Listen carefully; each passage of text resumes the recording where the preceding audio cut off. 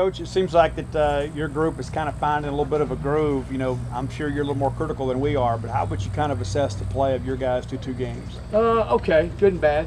You know, we made some really good plays last week. Obviously, the touchdown Malik had was pretty impressive, and even Makai Polk, the 4th and 10 he made was really a big play.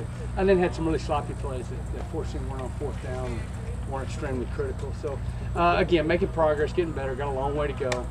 Got some guys with some talent, got some young guys with some talent, and just need to keep getting better every day. We really do. What do you think the biggest challenge is Memphis defense presents to you? You know what?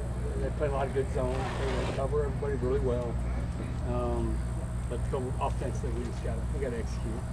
We're not worried too much about them. We're worried about ourselves and making sure we can know where to go and how to get there and how to keep the ball in play. We talk a lot about that. Get the ball in play, throw completions. They do back up a good bit.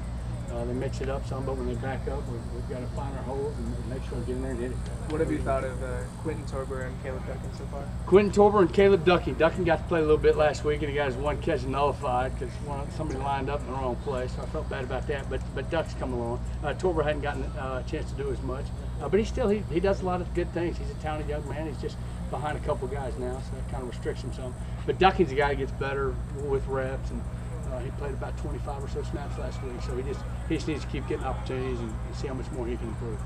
What's impressed you about Makai Polk is the way he's kind of, I guess, meshed so quickly with this team? Well, Makai's a good player. He can play in any offense. He's got savvy. He's got good knowledge of the game. He's got good hands. He's got experience. He's played the game.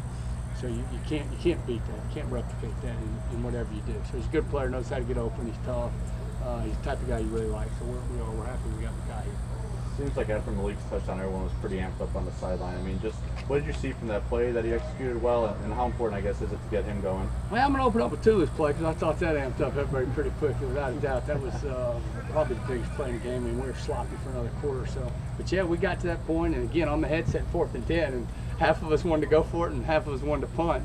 And Coach Lee said, "No, we're going to go for it. Let's see what happens." Sort of made that play, and then obviously get in the position to give Malik a chance over there was really big. And it was big for Malik. You know, he missed the first game, and for him to get in there and get some momentum going, he's kind of an emotional guy. So to keep him moving positive direction is good for him, and it's really good for our team. Coach Leach mentioned just his technique on that play and how well he executed. I mean, what I guess is the step to kind of make sure he's doing that on every rep and pretty consistent with that? Yeah, if he's got a good coach, he'll continue to get better at that. So yeah, it's always a challenge. It's a challenge for everybody.